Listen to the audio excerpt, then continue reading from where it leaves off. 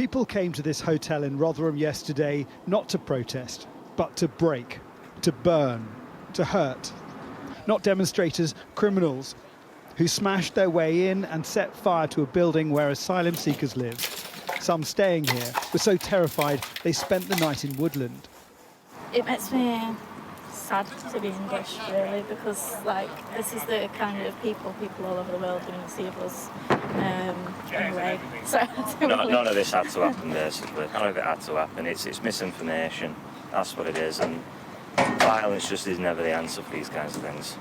I saw two little children right on that top there. They must have been, I'd say, 4 or 5 years old, little boy and little girl. And we were all trying to wave at them and send heart signs, because what else could we do? So far, the government has rejected suggestions to recall Parliament and to deploy the army. This happened in the new Defence Secretary's constituency. This is devastating. This was an area that was seized with shock and fear throughout yesterday. It's the police's responsibility to respond first, and currently they've got the means to do it. The warning to rioters is that they will pay a price. If you were there, we will find you, and you will be held accountable for your part in yesterday's violence.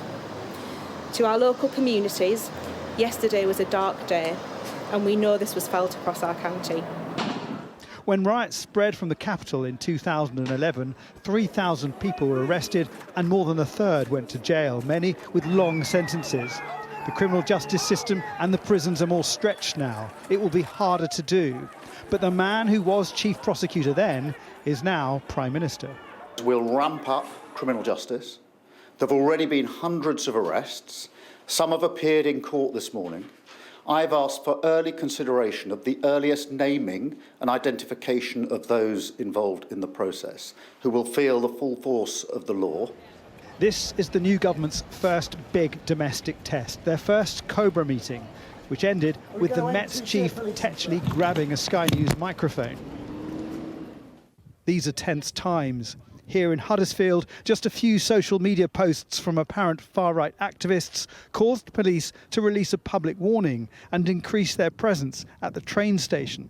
What's happening across Britain isn't yet on the scale of the 2011 riots in terms of the number of people involved, but one factor makes it already worse: human targets, the fact that this is fuelled by intolerance. Fearing trouble, local Asian businesses closed in Huddersfield. Some Asian men travelled here from other towns, ready to confront any protest. This man, who didn't want his face shown, came from Leeds. We don't want this. This is our country just as much as it is theirs. And, Muslims are not bad. Our religion, Islam, it's not bad. We're good people. We've got to live here, and our children have got to grow up here, and we don't want this for them. We're not in a war zone, This is Britain, And, feel like a war zone? This last week it has felt like a war zone, yeah. It's like I say, it's very heightened. People are really scared. Already, Middlesbrough and other towns have seen Asian and far-right nationalists fighting on the streets. And in so many other places, communities are on edge. Jason Farrell, Sky News.